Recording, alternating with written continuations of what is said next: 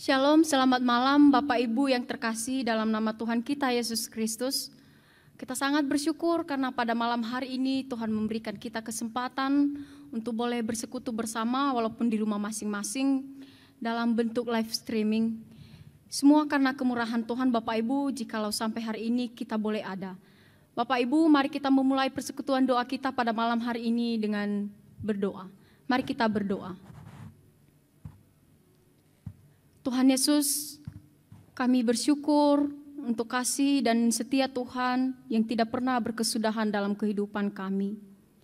Kami sadar ya Tuhan, jikalau malam hari ini kami boleh memanggil nama-Mu, semua karena berkat anugerah Tuhan yang tidak pernah berkesudahan dalam kehidupan kami. Ya Tuhan, hari-hari yang telah kami lalui juga kami boleh melaluinya dengan baik, semua karena penyertaan Tuhan. Kami bersyukur untuk semuanya itu Tuhan, dan biarlah kehidupan kami juga boleh memuliakan Tuhan di dalam setiap hari-hari yang kami lalui. Ya Tuhan, pada malam hari ini kami menyerahkan seluruh kehidupan kami, terlebih ketika kami bersekutu di hadapan Tuhan.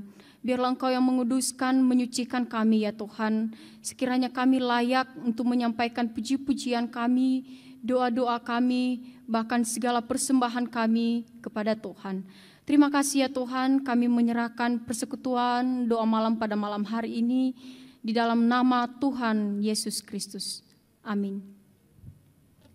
Bapak Ibu yang terkasih dalam nama Tuhan kita Yesus Kristus, pada malam hari ini saya mengajak kita untuk menyanyikan pujian Kaulah Harapan.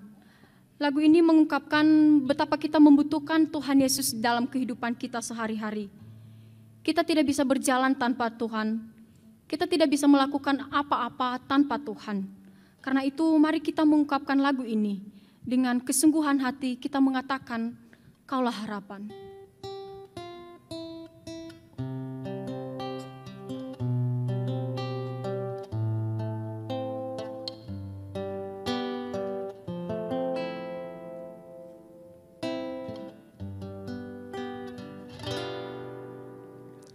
Bukan dengan kekuatanku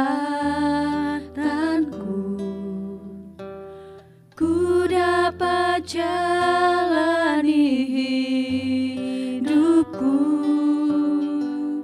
tanpa Tuhan yang di sampingku. Ku tak mampu sendiri, Engkaulah kuatku yang menopangku.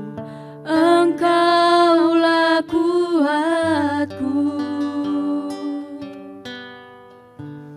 yang menopangku.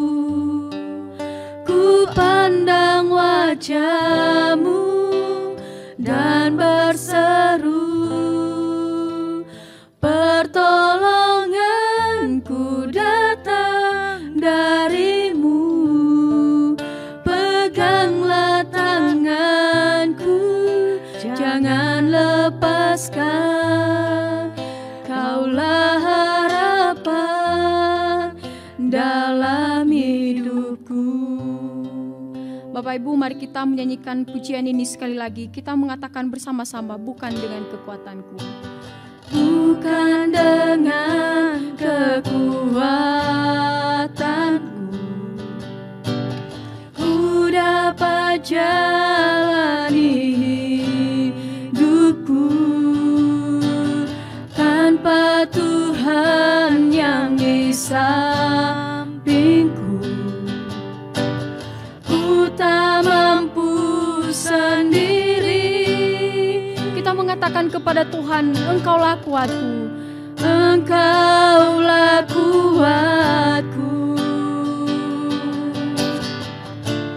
yang menopangku.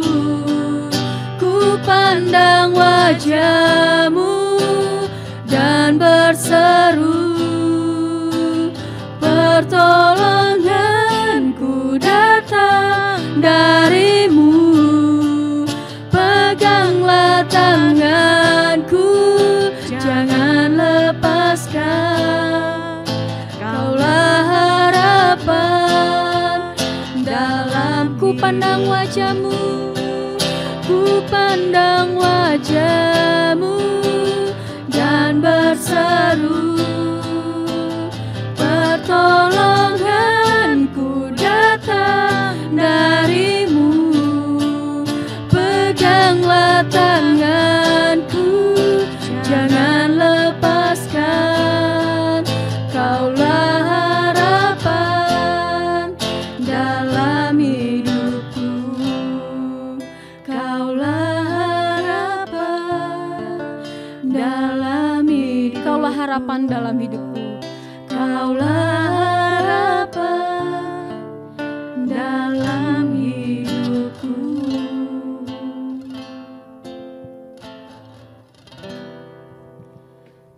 Bapak Ibu, pada saat ini kita akan berdoa syafaat bersama-sama. Saya mengajak kita untuk berdoa. Yang pertama, kita berdoa untuk pertumbuhan iman seluruh jemaat, mulai dari anak sekolah minggu sampai orang dewasa. Yang kedua, kita berdoa untuk kebutuhan ekonomi keluarga seluruh jemaat. Kiranya Tuhan mencukupkan setiap keluarga, khususnya bagi jemaat yang tidak mendapatkan penghasilan selama masa-masa corona ini. Mari Bapak Ibu kita berdoa bersama-sama. Ya Tuhan, pada malam hari ini kami datang kepadamu, memohon berkat-Mu untuk seluruh jemaat Tuhan, terkhusus untuk jemaat GPMI yang ada di tempat ini ya Tuhan. Tuhan Yesus, kami rindu sekiranya di dalam masa-masa wabah virus corona ini Tuhan, Engkau yang selalu menguatkan hati setiap jemaat Tuhan, mulai dari anak sekolah minggu sampai orang-orang dewasa. Kami memohon Tuhan, biarlah Engkau yang menguatkan iman kami, meneguhkan setiap iman kami Tuhan, agar di dalam situasi apapun Tuhan, kami selalu berpegang teguh kepada Tuhan. Kami selalu berpegang teguh kepada Allah yang tidak pernah meninggalkan kami. Ya Tuhan, sekiranya kami juga Tuhan tetap memiliki pengharapan di dalam Tuhan, memiliki pengharapan yang tidak pernah meninggalkan kami ya Tuhan. Sebab kami percaya juga Engkau Allah yang akan terus menyertai kehidupan seluruh jemaat Tuhan. Kami menyerahkan juga ke dalam tangan-Mu ya Tuhan, sekiranya Engkau yang memberkati seluruh keluarga-keluarga ya Tuhan, dalam segala situasi-situasi ini Tuhan. Kami tahu mereka Tuhan tidak mendapatkan penghasilan seperti yang biasanya, tetapi kami percaya Tuhan, Engkau Allah yang memelihara, Engkau Allah yang tidak pernah meninggalkan perbuatan tangan-Mu Tuhan. Oleh karena itu berikan kami hati untuk tetap mempercayai Allah yang mencukupkan segala kebutuhan kami dalam situasi apapun. Terima kasih ya Tuhan, dalam nama Tuhan Yesus kami berdoa. Bapak Ibu, kita juga berdoa bersama-sama. Yang selanjutnya berdoa buat kesehatan jemaat, terutama para lansia yang lebih rentan sakit. Sekiranya Tuhan juga memberikan kesehatan, terus memberikan pemulihan bagi mereka yang sakit. Kita juga berdoa untuk seluruh jemaat, sekiranya diberi hikmat oleh Tuhan di dalam menjaga kesehatan di dalam wabah virus corona ini. Yang kedua, kita berdoa buat pemerintah di dalam memikirkan penanganan COVID-19 ini, karena kita tahu juga dengan adanya wabah ini mempengaruhi aspek seluruh ekonomi masyarakat. Kita berdoa bersama. Ya Tuhan, pada malam hari ini juga kami berdoa untuk seluruh kesehatan seluruh jemaat Tuhan. Sekiranya Engkau yang menjaga kami Tuhan, menolong kami, bahkan kami berdoa untuk setiap jemaat-jemaat Tuhan yang mungkin sedang dalam keadaan lemah tubuh. Terutama Tuhan kepada orang tua kami yang sedang lanjut usia Tuhan. Kami memohon biarlah Tuhan juga yang terus menjaga, memberikan kekuatan, memberikan kesehatan di dalam menjalani kehidupan mereka sehari-hari. Kami juga Tuhan yang mungkin anak-anak masih muda, sekiranya diberikan hikmat oleh Tuhan di dalam menjaga kesehatan kami masing-masing, terutama di dalam masa-masa wabah virus corona ini Tuhan. Kami menyerahkan ke dalam tangan-Mu untuk seluruh pemerintahan kami, sekiranya Tuhan memberi mereka hikmat untuk boleh menangani masalah yang ada di Indonesia ini Tuhan. Terima kasih ya Tuhan, dalam nama Tuhan Yesus kami berdoa. Bapak Ibu, kita selanjutnya mau berdoa buat semua keluarga yang kehilangan keluarganya karena COVID-19 ini. Sekiranya Tuhan yang memberikan mereka kekuatan serta penghiburan. Kita berdoa untuk seluruh pasien juga yang sedang dirawat di rumah sakit. Sekiranya Tuhan yang memberikan mereka pemulihan, mereka juga boleh sembuh dari penyakit mereka. Kita juga berdoa untuk seluruh tim medis, untuk seluruh relawan yang membantu pasien yang terkena COVID-19 ini. Kiranya Tuhan yang selalu melindungi mereka, menjaga mereka, bahkan juga melindungi keluarga mereka. Mari kita membuka suara kita, mari kita berdoa. Ya Tuhan, pada malam hari ini juga kami berdoa untuk setiap keluarga yang kehilangan keluarganya karena wabah virus corona ini. Tuhan, kami memohon, biarlah Engkau yang memberikan mereka kekuatan, memberikan mereka penghiburan Tuhan di masa-masa kesedihan yang mereka alami, di masa-masa kehilangan yang sedang mereka hadapi Tuhan. Kami memohon biarlah Tuhan juga yang menolong mereka. Ya Tuhan, kami menyerahkan ke dalam tangan-Mu untuk seluruh pasien yang terkena COVID-19 ini. Tuhan, tolong dan berkati mereka ya Tuhan. Sekiranya Engkau yang memberkati setiap makanan, minuman, obat-obatan yang mereka konsumsi, sekiranya menjadi kesehatan dalam tubuh mereka. Engkau juga yang memberkati seluruh tim medis Tuhan, yang rela untuk menolong orang-orang yang terkena virus ini Tuhan, bahkan bersentuhan langsung dengan mereka. Kami memohon Tuhan, biarlah Engkau yang menjaga kesehatan mereka, bahkan menolong mereka Tuhan, menghindari mereka dari segala virus ini. Engkau juga yang memberkati setiap keluarga, para tim medis Tuhan, sekiranya mereka juga tetap dalam perlindungan Tuhan, sehingga kedepannya Tuhan mereka juga terus melakukan tugas dan tanggung jawab mereka ini dengan baik. Terima kasih ya Tuhan. Kita juga berdoa buat sekali lagi kita berdoa buat seluruh kita, bahkan buat kota Samarinda kita berdoa. Sekiranya Tuhan yang menjaga kota Samarinda ini, menjaga kita, menjaga keluarga kita di dalam masa-masa wabah virus corona ini. Kita berdoa. Ya Tuhan, pada malam hari ini, kami juga menyerahkan seluruh kehidupan kami ke dalam tangan Tuhan, bahkan kota di mana kami berada. Tuhan, kami memohon, biarlah Engkau yang memberkati kota Samarinda ini Tuhan. Menjauhkan kami, bahkan menjauhkan seluruh orang-orang yang ada di kota Samarinda ini Tuhan dari wabah virus corona ini. Sekiranya Tuhan, orang-orang yang ada di seluruh kota Samarinda ini Tuhan pelihara. Tuhan jaga, Tuhan berikan kesehatan. Sekiranya Tuhan, kami tetap dalam naungan Tuhan. Kami juga menyerahkan ke dalam tangan-Mu Tuhan untuk seluruh keluarga kami, dimanapun mereka berada Tuhan, baik mereka yang ada di rumah kami maupun mereka yang ada di luar kota dan di luar negeri. Tuhan yang memberkati setiap keluarga kami Tuhan, sekiranya kami juga tetap dalam perlindungan Tuhan. Terima kasih ya Tuhan, inilah seluruh doa syafaat yang telah kami naikkan kepada Tuhan. Kami percaya Engkau Allah yang telah mendengar seluruh doa-doa syafaat kami dan akan menjawab kami sesuai dengan waktunya Tuhan. Dalam nama Tuhan Yesus kami berdoa dan mengucapkan syukur. Amin.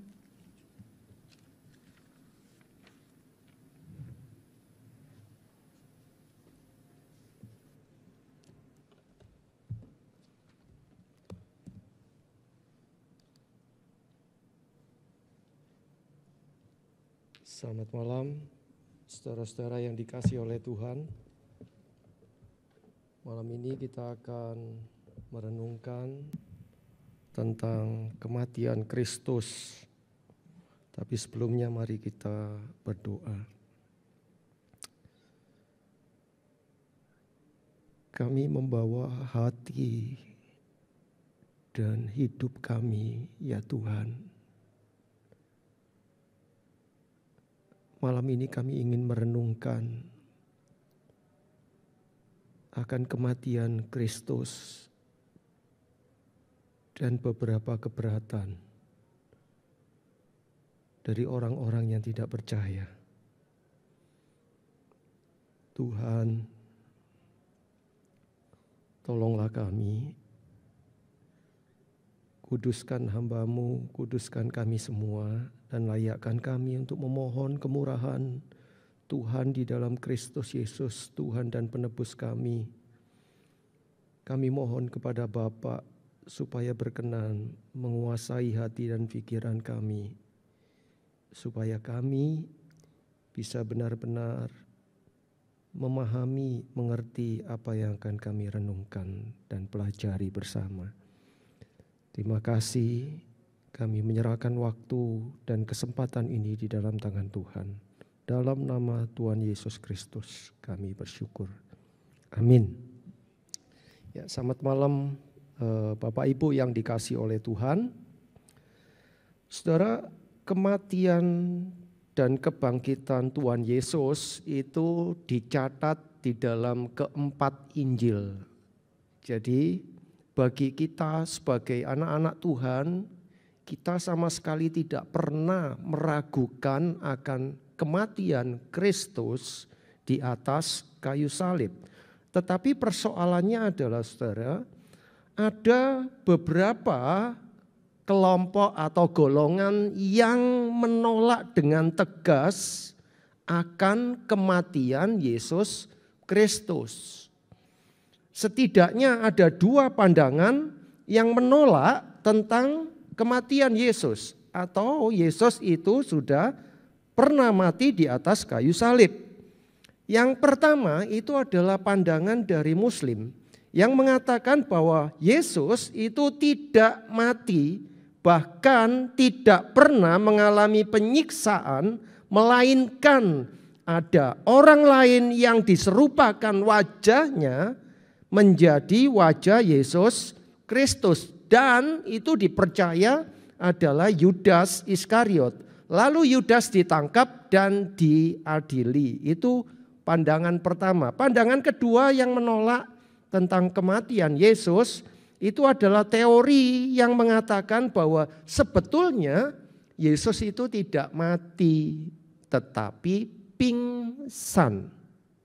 Jadi pada saat diturunkan dan dikubur, diturunkan dari salib dan dikuburkan, Yesus itu tidak mati, tetapi pingsan. Demikian juga ketika dia ada di dalam kubur. Kubur saat itu adalah berupa goa, lalu dimasukkan di dalamnya, goanya ditutup dengan batu. Nah, Yesus pingsan selama 3 hari di dalam kubur. Nah, ketika murid-murid hendak memberikan rempah-rempah pada hari pertama minggu itu, disitulah Yesus sadar dan akhirnya hidup kembali. Itu keberatan-keberatan yang menolak dengan tegas tentang kematian Yesus Kristus. Sementara kitab suci kita mencatat di dalam keempat Injilnya, Matius 27 ayat 45 sampai 56, Markus 15 ayat 33 sampai 41, Lukas 23 ayat 44 sampai 49, dan Yohanes 19 ayat 28 sampai 30.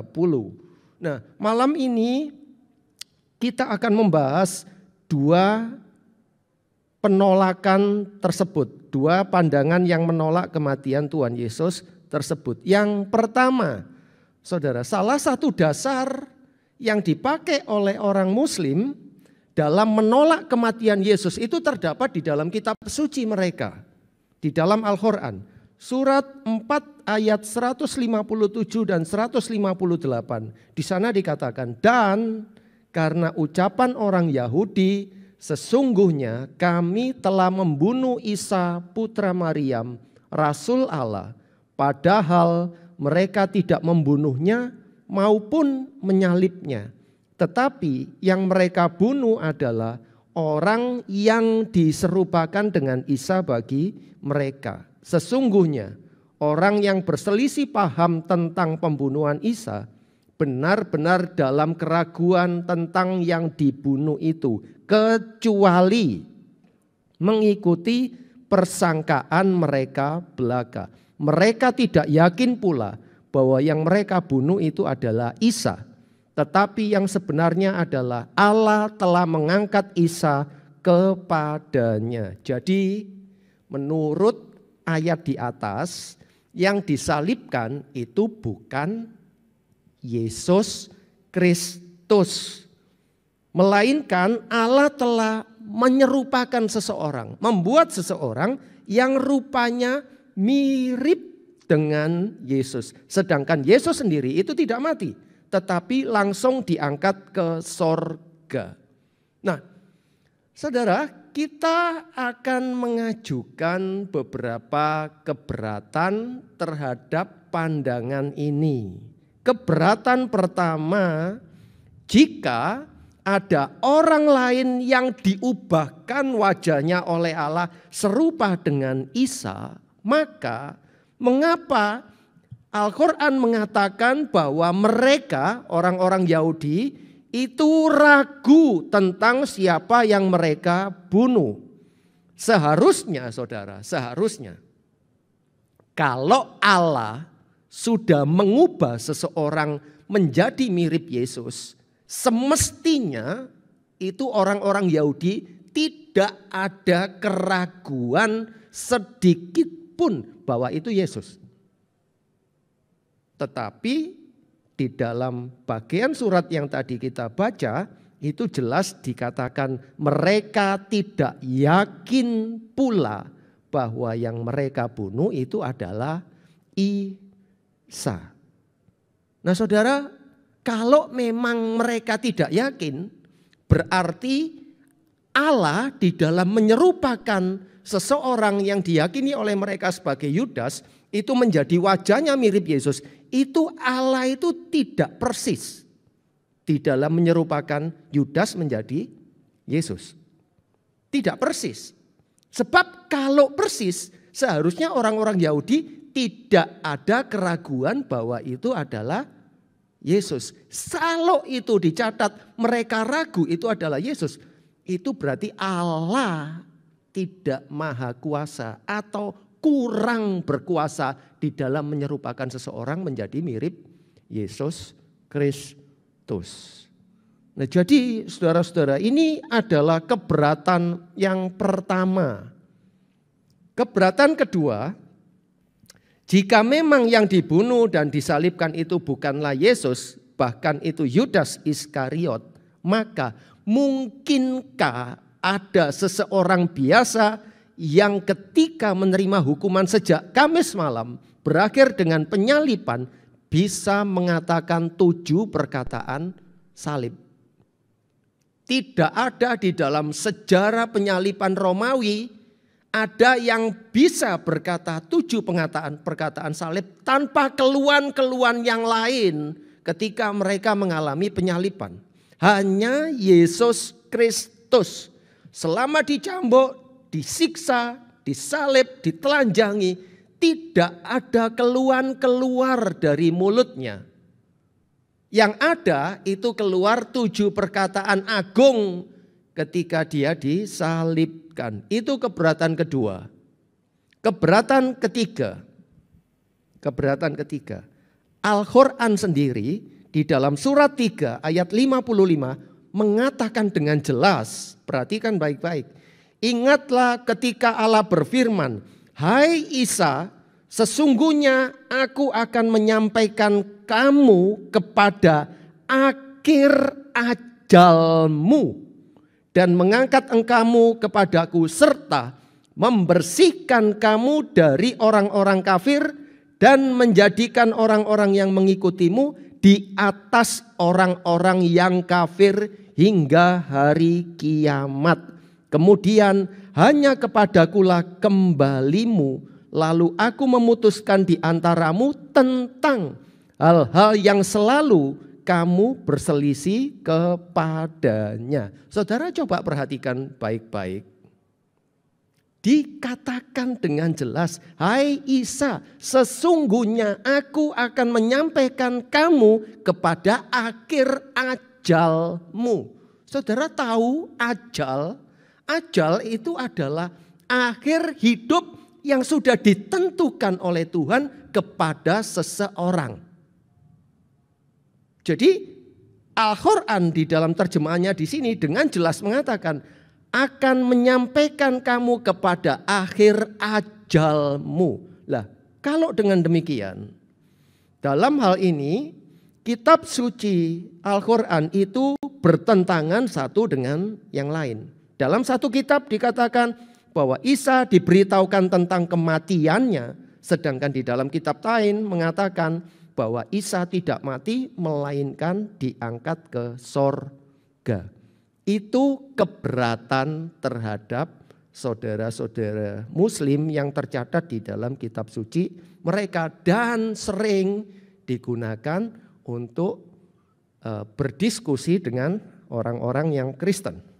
Nah, keberatan lain saudara, jika memang Bapa itu Allah Bapa itu mau menolong Yesus agar tidak mati, kenapa Bapa itu harus mengubah muka orang lain menjadi serupa dengan Yesus? Jauh lebih mudah dari Bapa menurunkan api dari sorga, menyambar semua orang yang menyiksa dia pada saat itu dan menghancurkan mereka semuanya. Itu jauh lebih mudah. Selain itu saudara perlu diingat, pada waktu Tuhan Yesus ditangkap di Taman Getsemani, Petrus itu mengeluarkan pedang lalu memutuskan telinga hamba imam besar dan berkata, Yesus berkata terhadap Petrus, maka kata Yesus kepadanya, masukkan pedang itu kembali ke dalam sarungnya, sebab barang siapa menggunakan pedang akan binasa oleh pedang. Atau kau sangka bahwa aku tidak dapat berseru kepada Bapakku supaya ia mengirimkan lebih dari 12 pasukan malaikat membantu aku? Ya, Yesus seharusnya bisa melakukan semuanya itu, tetapi dia tidak mau melakukan. Kenapa demikian? Itu dijawab oleh Tuhan Yesus di dalam ayat berikutnya. Kalau yang tadi masukkan pedang itu di dalam Matius 26 ayat 52 dan 53. Mari sekarang saya mengajak kita membaca Matius 26 ayat yang ke-54. Ini adalah jawaban Tuhan Yesus mengapa Tuhan Yesus tidak mau menurunkan pasukan malaikat dari langit untuk membasmi orang-orang yang mau menangkap dia.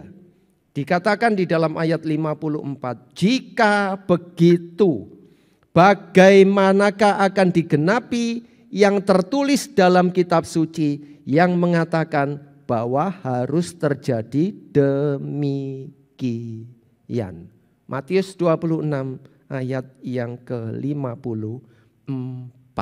Jadi saudara-saudara yang dikasihi Tuhan, Tuhan Yesus rela menanggung semuanya itu karena itulah yang dikehendaki oleh Bapaknya sesuai dengan kitab suci. Sesuai dengan doanya di Taman Getsemani, jikalau mungkin lalukanlah cawan ini daripadaku, tapi jangan kehendakku melainkan kehendakmu lah yang jadi. Nah, itu keberatan-keberatan yang bisa kita ajukan terhadap pandangan yang mengatakan bahwa Yesus tidak mati, tidak disalib, tetapi ada Allah merubah orang lain dan diserupakan dengan Yesus Kristus. Saudara, kalau sampai Allah melakukan hal seperti itu berarti Allah menghina dirinya sendiri. Kalau untuk menyelamatkan Yesus saja, untuk apa dia harus merubah orang lain? cukup bagi dia mengipaskan tangannya, mengerdipkan matanya, dan semua orang mati. Dunia ini pun bisa dihancurkan Allah semudah Allah membalik tangan.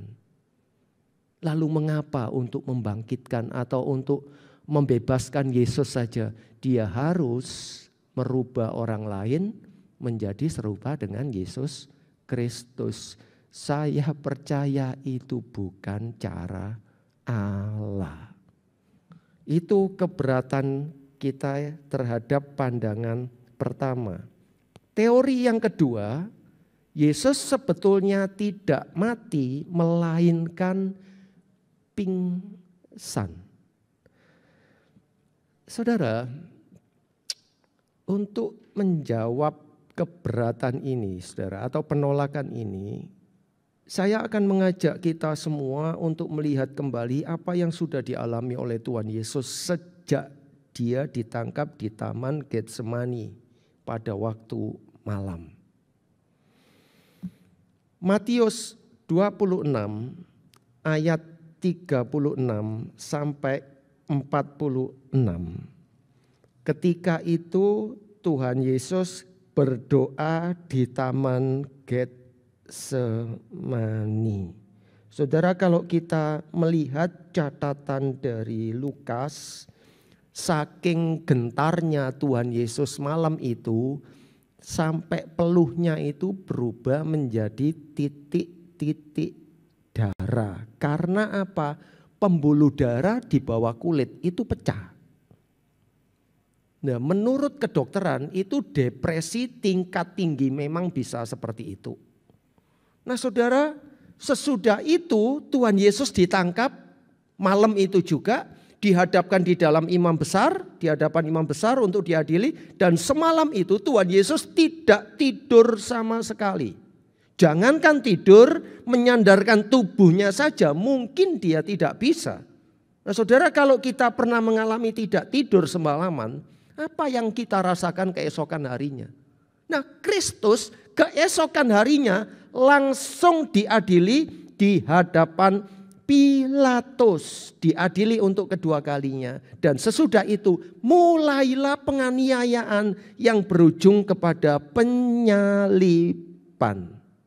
Dan saudara tahu, yang perlu diperhatikan adalah cambuk yang dipakai oleh orang Romawi pada saat itu bukan seperti cambuk biasa, tetapi di setiap sepanjang tali itu banyak dikasih semacam tulang-tulang kering yang lancip. Jadi ketika cambuk itu dicambukkan, tali itu dicambukkan kepada Kristus, dan ketika tali itu dicabut, maka daging dari kulit tubuhnya Tuhan Yesus itu ikut terkoyak. Bukan hanya kulitnya, tapi dagingnya pun terkoyak. Nah, saudara, cambukannya itu kita tidak tahu sampai berapa kali. Sampai berdarah-darah, sampai habis seluruh tubuhnya. Hampir semua tafsiran yang saya baca, literatur yang saya baca mengatakan sulit orang untuk tidak pingsan pada saat pencambukan, bahkan tidak sedikit yang mengalami kematian. Nah, seorang penulis yang bernama Michael Green itu mengatakan demikian.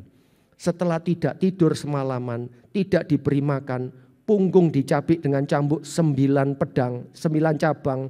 Ini kematian yang luar biasa menyakitkan.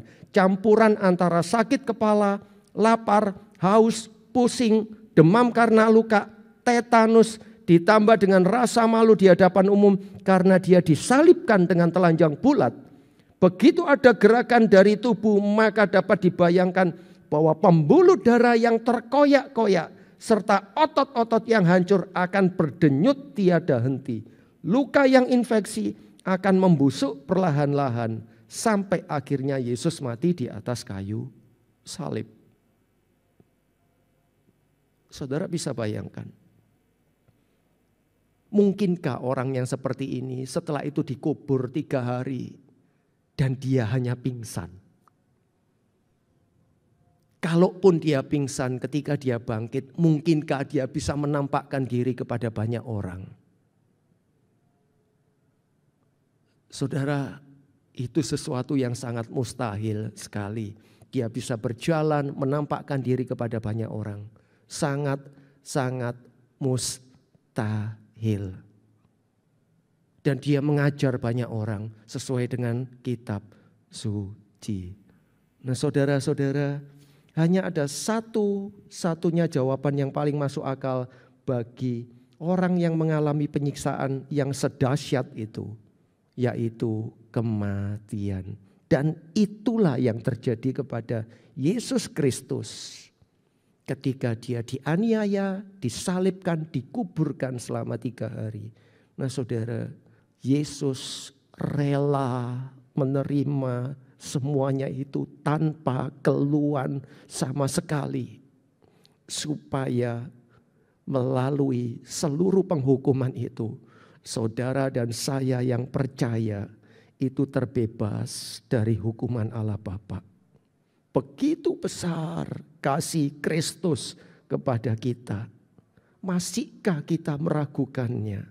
Masihkah kita berteriak kepada Kristus Yesus, kepada Allah, di mana kasih-Mu ya Tuhan, ketika masalah berat datang menimpa kita? Saudara, dia rela mati, melakukan, menanggung semuanya itu bagi saudara dan saya. Maka tidak sepantasnya saudara dan saya menolak untuk menderita bagi dia ketika kita hidup sesuai dengan kebenaran firman-Nya. Saudara, tidak pantas bagi kita untuk mengutamakan hal yang lain selain Tuhan Yesus. Baik itu harta, pekerjaan, hobi, keluarga. Tidak layak untuk kita utamakan lebih daripada kita mengutamakan Tuhan Yesus yang membebaskan saudara dan saya dari hukuman neraka dari Allah. Kristuslah yang menanggung semuanya itu di dalam kematiannya dan kebangkitannya nanti yang akan kita rayakan di dalam Paskah. Saudara-saudara, saya pikir apapun yang kita persembahkan memang tidak akan pernah untuk membayar apa yang Tuhan Yesus sudah lakukan bagi kita. Tetapi kita tetap harus mempersembahkan seluruh tubuh kita sebagai persembahan yang hidup, yang kudus, dan yang berkenan kepada Allah. Itu adalah ibadahmu yang paling reasonable, paling masuk akal. Mari melalui semua peristiwa yang akan kita kenang di dalam Jumat Agung, mulai penderitaannya hari Kamis sampai dengan kematiannya pada Jumat Agung. Kita mengingat kembali akan kasih Tuhan yang begitu besar bagi saudara dan saya. Mari kita tundukkan kepala, kita berdoa. Bapa di dalam kerajaan surga, tolonglah melalui perenungan kami akan kasih Allah di dalam Kristus Yesus yang rela mati karena kasih Tuhan yang besar untuk kami. Biarlah kami diingatkan kembali supaya kami mempersembahkan seluruh hidup kami. Tidak ada lagi yang kami beratkan. Kami harus hidup untuk Kristus sesuai dengan kitab suci. Baik di dalam pekerjaan kami, baik di dalam keluarga kami, baik di dalam pergaulan kami, baik di dalam kehidupan bergereja kami. Kami semuanya mempersembahkan hidup kami sebagai persembahan yang kudus, yang berkenan kepada Allah. Dalam nama Tuhan Yesus, Tuhan berkatilah setiap kami. Haleluya, amin.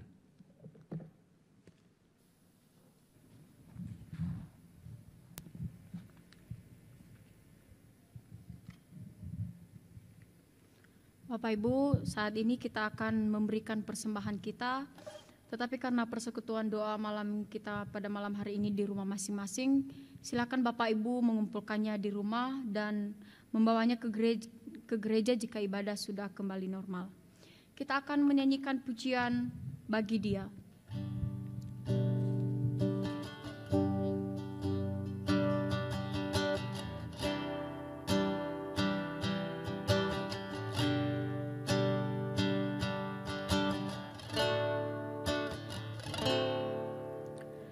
Dia Yesus telah mati bagiku, Dia Tuhan selamatkan jiwaku.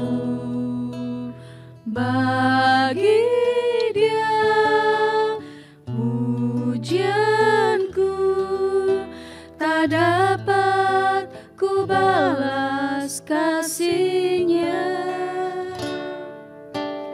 Dia angkatku jadi anaknya, beri damai di dalam hidupku. Bagi Dia sembahku, hanya Dia segalanya bagiku. Bagi segala pujian, hormat serta syukur kekal selamanya.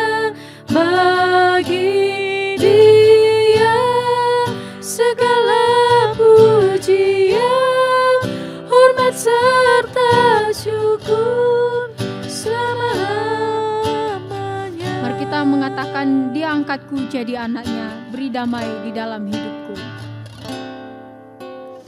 Dia angkatku jadi anaknya, beri damai di dalam hidupku. Bagi Dia sembahku, bagi Dia sembahku, hanya Dia segalanya bagiku.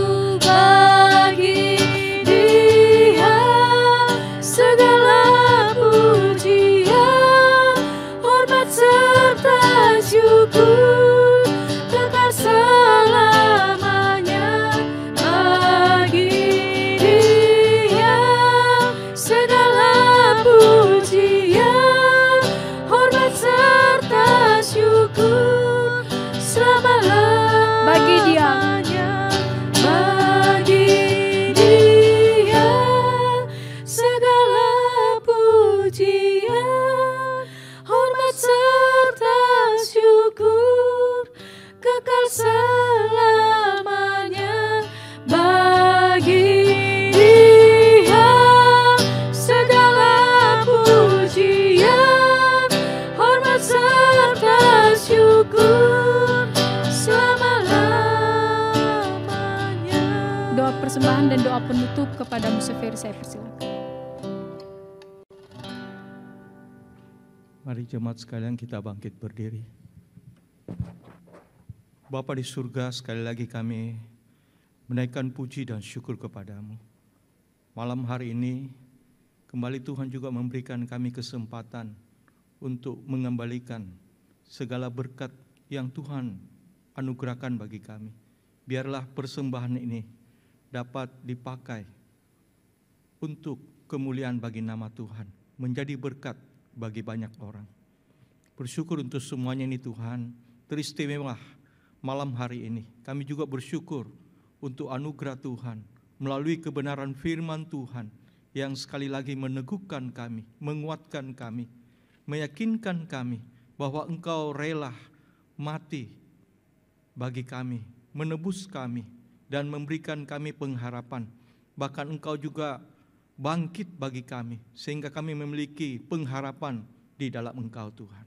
Terima kasih untuk semuanya ini Tuhan. Dalam nama Tuhan Yesus Kristus, kami juga hendak mengakhiri ibadah kami pada malam hari ini. Oleh sebab itu, jemaat yang saya kasihi di dalam Tuhan, arahkanlah hatimu dan hidupilah kebenaran firman Tuhan dan terimalah berkat yang daripada Tuhan. Kiranya kasih daripada Allah, anugerah daripada Tuhan kita Yesus Kristus, dan pertolongan Roh Kudus kiranya menyertai kehidupanmu mulai malam hari ini sampai selama-lamanya. Amin. Silakan duduk, saat teduh. Tuhan Yesus memberkati.